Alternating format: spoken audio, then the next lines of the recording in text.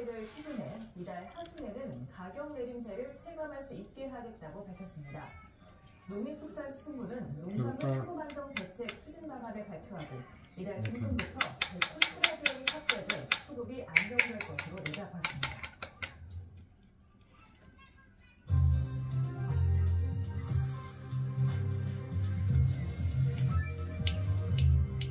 이거 봐야지.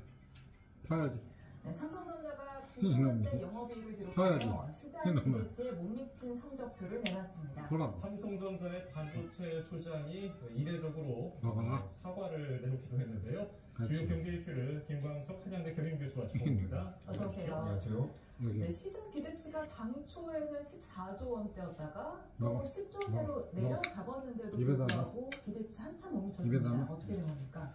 네, 일단 이 반도체 시장에 참 벌써부터 한파가 밀어닥친 것 같습니다. 예. 일단 스마트폰이나 PC용 우리 D램 반도체를 많이 이용하는데 이 범용 D램 반도체 수요가 많이 둔화되고 있습니다. 그러니까 수요가 둔화되고 있으니까 삼성전자로서도 어찌할 바가 없겠다는 것이 있겠죠. 거기에 또 한 가지 한파가 바로 중국입니다. 중국이 계속 자체 개발하고 있는 이 반도체, D램 반도체를 가지고 우리나라로부터 조달받다가 자체적으로 개발하고 있다 보니까 또 상당 부분 한국 시장을 좀 전리해나가고 있는 모습들도 삼성전자로서는 굉장히 부담스럽다고 볼 수 있겠습니다. 또 가장 중요한 게 바로 DS 부문이에요. 여기 지금 이 실적 중에 9조 원 정도 되는데 그 중에 대략 한 5조 원가량, 9조 1천억 원가량의 영업이익 중에 대략 한 5조 원 정도가 이 DS 부문입니다. 그 DS 부문이 5조니까 이게 바로 반도체 부문이라고 볼 수 있겠는데 SK 하이닉스가 이 반도체 부문이 대략 한 7조 원. 그러니까 어쩌면 K반도체 하면 K반도체 상징이 삼성전자였는데 이제 SK 하이닉스한테도 밀리고 있구나라고 볼 수 있고 그 밀리는 부분이 바로 범용 D램도 있겠지만 한 가지 중요한 부분이 HBM 우리 많이 알고 계시는 인공지능 AI 반도체가 구동되기 위해서는 반드시 필요한 것이 바로 HBM 고대역폭 메모리 반도체인데 이 HBM 시장에서 삼성전자가 마땅한 어떤 성과를 보이지 못하고 있는 모습 이게 시장의 기대치를 밑돌면서 영업이익이 많이 떨어지고 있다 이렇게 볼 수 있겠습니다. 영업이익에서 반도체가 차지하는 비중이 큰 게 어떻게 보면 좀 위험할 수도 있겠어요. 네, 그럼요.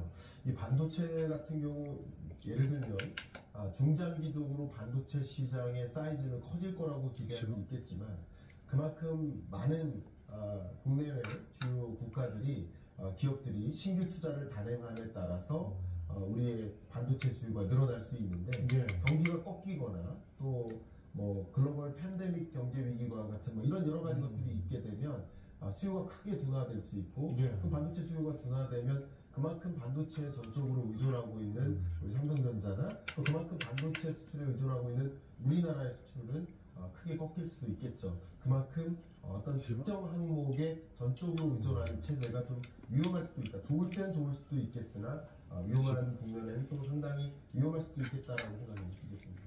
네, 그런데 매출이 늘어났고요. 그리고 또 영업이익도 사실 줄어든 건 아니라 늘어나지 않았습니까? 그럼에도 불구하고 이렇게 어닝쇼크라는 표현을 쓰는 이유를 좀 정리해 주실까요? 네.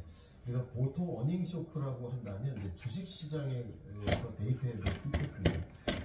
보통 이제 주식시장에 대입할 때는 기존 실적보다 늘어났나 이것도 또 중요할 수 있어요. 보시는 것처럼 기존 실적, 그러니까 매출액을 기준으로 해보면 기존 실적보다도 늘어났습니다. 23년 3분기보다도 또 24년 1, 2분기보다도 매출은 늘었습니다. 근데 2분기보다는 영업이익이 줄었어요. 이 부분은 또 한 가지 우리가 유념할 부분이고요.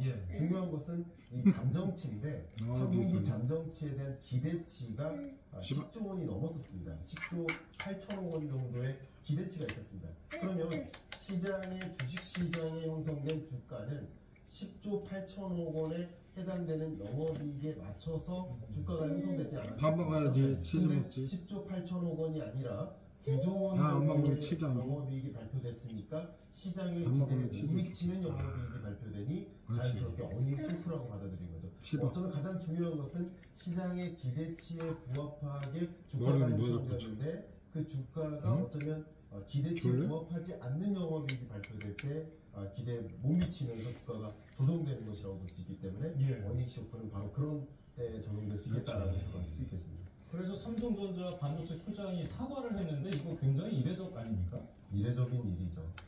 사실 이제 기업이 뭐 실적이 잘 안 나왔다, 우리가 목표했던 방향대로 이루지 못했다 할 때 우리가 사과하는 일은 흔치 않지 않습니까? 예를 들면 도덕적 회의가 발생했다라든가 사회에 무리를 빚었다든가 그럴 때는 사과할 수 있지만 이렇게 삼성전자 부회장께서 직접 사과를 하셨다라는 것은 그만큼 한국 경제에 상당한 상징적인 의미가 있는 영역이고 또 많은 투자자들이 관심 있는 영역이기 때문에 또 이 전영현 이 부회장님께서 DS 부문장을 맡으면서 시장의 기대에 충족할 만큼 지금 영역 같은 경우 시장의 기대에 충족할 만한 그런 반복할 만한 성장을 해나가겠다라고 해왔고 그렇게 움직여 왔는데 그만큼 성과가 나오지 않은 겁니다. 노력은 했지만 노력만큼 뒤따르지 않았습니다. 성과가.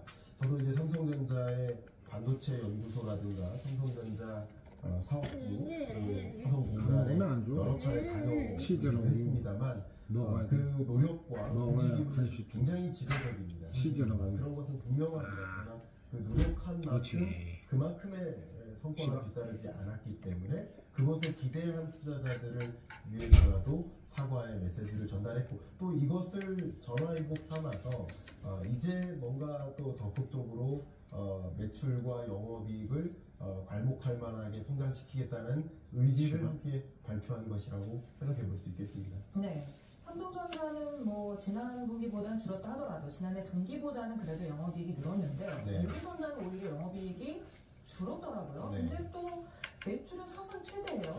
어떻게 돼서 이렇게 된 겁니까? 말씀하신 대로 매출은 10.7%나 증가했습니다. 매출은 증가했는데 영업이익은 20.9%나 감소했습니다. 그래서 이례적인 일이에요. 그러니까 매출이 감소하면서 영업이익이 감소했다면 이해가 가는 일이지만 매출만 늘고 영업이익은 감소했다. 이건 어떻게 해석할 수 있습니까? 그만큼 매출은 늘었으나 비용이 많이 늘었다고 해석할 수 있겠죠. 그럼 어떤 비용이 많이 늘었냐? 해상운임이 많이 늘었습니다. 해상운임에다가 해상보험료가 많이 늘었어요. 지금 24년 한 해가 뭡니까? 지정학적 불안, 중동전쟁.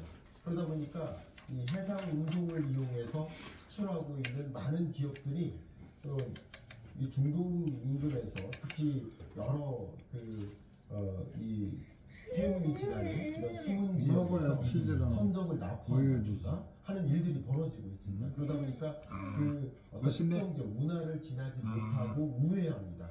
선적이 우회하다 보면 선적 납포에 방어를 하기 위해서 또 많은 보험료를 내야 되고 또 우회하다 보면 대륙을 횡단해야 돼요. 그러면 그만큼 해상운이 또 원유값이 많이 들 수밖에 없겠죠. 이런 것들이 또 비용이 되고 물류비가 많이 가지고 마케팅비도 많이 듭니다. 또 이 가전제품에 있어서 지대한 변화가 뭐냐면 소비에서 부동물처럼 있어요. 근데 소비할 때는 내구재를 한 번에 소비하니까 매출액이 당연한 구독 서비스 한다면 소위 렌탈 시장은 일부 부달되거든요. 그런 것까지 있기 때문에 단시간에 그만큼 마케팅비가 많이 초과적으로 발생하고 있습니다. 그것이 영업이익을 감소시키는 효과로 나타나는 것이라고 우리나라 대표 반도체 업체들의 이 결과가 좋지 않았는데 그렇지. 어떻게 좀 실적이 뭐 죄송한 말씀 저도 드려야 될 것 같은데요.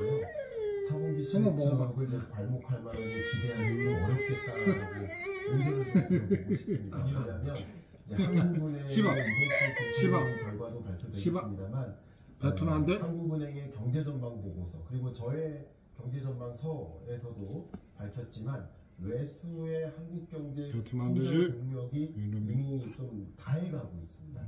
그러니까 외수 수출 부문의 성장 동력이 24년 상반기, 중반기까지는 좀 상당히 영향을 미치는데 먹어야지. 성장 동력하면 수출 먹어야 간식도 중에서도 먹고. 반도체와 시즌. 자동차, 왜 부품 먹지? 부문의 수출이 맞지? 우리 한국 경제의 성장을 나름 지탱했었다라고 설명해드릴 수 있어요. 내수는 전혀 회복되지 않았습니다. 내수만 회복됐었던 거예요. 근데 그 외수, 이 수출 부분의 성장 기여도도 꺾이는 흐름이에요. 그만큼 세계 주요국들이 신규 투자를 좀 아끼는 흐름이고 왜 안 기네스 부분이나 또 역시 마찬가지 반도체나 또 가전제품 여러 부분에 걸쳐서 반도체 수요가 이제 주춤해주는 경기 둔화 흐름으로 전개되다 보니까 우리의 삼성전자나 이런 수출 실적이 좀 정체될 수 있겠다라는 걱정 이런 것도 이렇게 좀 들어보고요. 그렇기 때문에 수출 부분보다는 적극적으로 내수 경기 부양 그러니까 이 잤어야지. 부분에 또 총력을 다해야 되는 그런 상황이지 않을까라고 의견을 좀 조심스럽게 들어보고 싶습니다. 네, 뭐 참 반도체 시장에 겨울이 올 것이다라는 전망도 있는가 하면 아니다. 반도체 시장은 견고하지만 네. 삼성전자 홀로 지금 겨울을 겪고 있는 거다. 이런 분석도 있더라고요. 네, 삼성전자가 유독 겨울을 겪고 졸려? 있는 것 같습니다. 더 강추위를 아니 겪고 졸려? 있는 모습이라고 판단해 볼 수 있겠습니다. 아니나? 반도체의 시장 사이즈는 줄어들지 않습니다. 글로벌 반도체 졸려? 시장 사이즈는 작년보다 올해보다 졸려? 내년이 더 증가할 것으로 졸려? 전망되고요. 그 반도체 시장 안에서도 시스템 반도체 뭐라고요? 시장 그리고 AI 반도체 시장은 사실 폭발적으로 증가하고 뭐라고요? 있는 중에 있습니다. 그런데 이 시스템 반도체나 AI 반도체를 누가 거머쥐느냐 여기에 관건이 있는데 안타깝게도 삼성전자가 졸려? 지금까지는 이 부분에 있어서 시장 경쟁 졸린 거야? 답답한 거야 이거. 디램 아니나? 부분에 있어서도 아니나? 중국의 추격을 좀 이제 충분히 초격차를 벌리지 못하고 있는 모습 이런 부분들이 통제적으로 더 아니나? 강한 아니나? 아니나? 아니나? 너가 AI 시장 자체는 아니나? 굉장히 강하게 졸려? 성장하고 있다는 것은 다시 한번 말씀드리고 우리나라의 주요 기업들이 저기 그 창피한- 시장을 더 아니, 시장 점유율을 확대할 수 있도록 저기 아래 정부의 있는- 적극적인 지원과 기업의 더 졸려? 적극적인 홍보가 필요하지 졸려. 않을까? 자고 있다 먹자. 미국 이따 먹자. 이따 먹자. 어리버타이즈와 SK 하이닉스랑 너무 비교가